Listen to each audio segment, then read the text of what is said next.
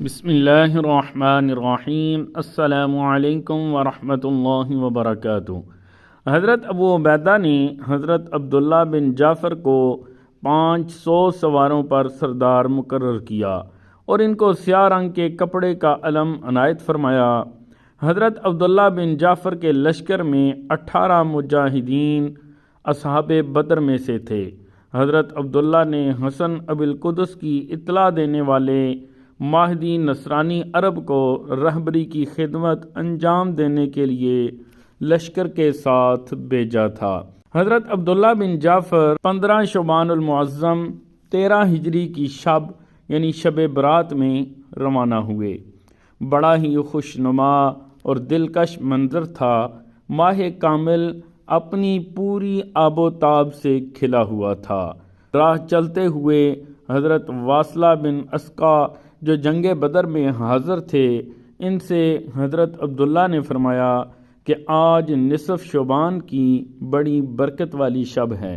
میرا ارادہ اس شب میں عبادت اور ریاضت کرنے کا تھا۔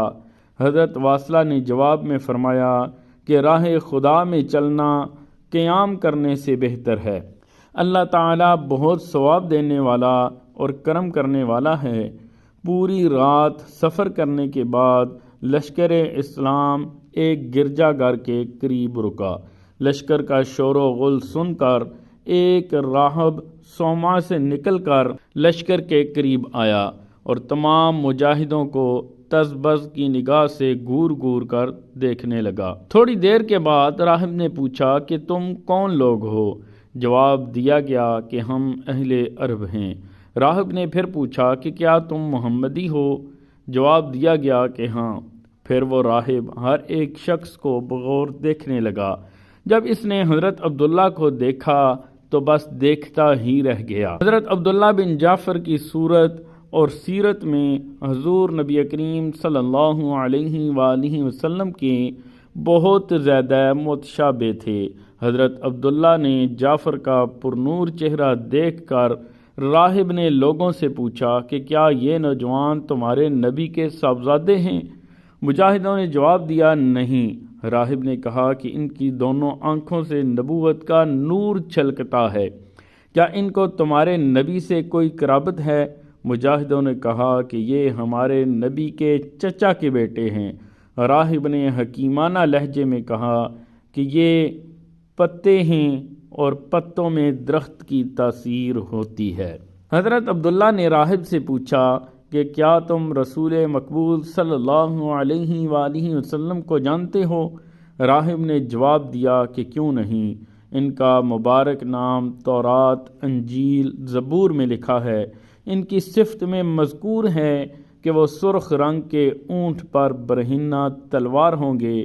حضرت عبداللہ نے فرمایا تم ان پر ایمان کیوں نہیں لاتے؟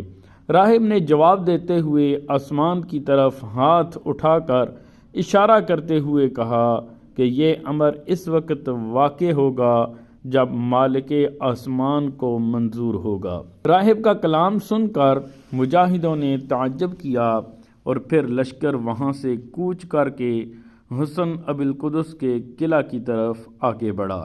شام کے وقت اسلامی لشکر حسن ابی القدس کے قریب ایک سرسبز و شاداب جنگل میں پہنچا۔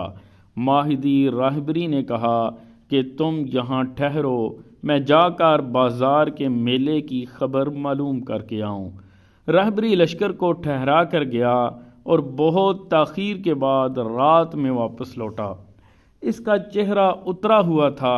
اس نے معذرت کرتے ہوئے کہا کہ اے اصحاب محمد صلی اللہ علیہ وآلہ وسلم، قسم ہے حق مسیح کی، میں نے تم کو جو حال بیان کر کے یہاں آنے کی ترغیب دی تھی، اس میں کسی قسم کا غلو نہیں تھا اور کسی قسم کی خیانت نہیں تھی، لیکن اب ایک مشکل معاملہ درپیش ہوا ہے۔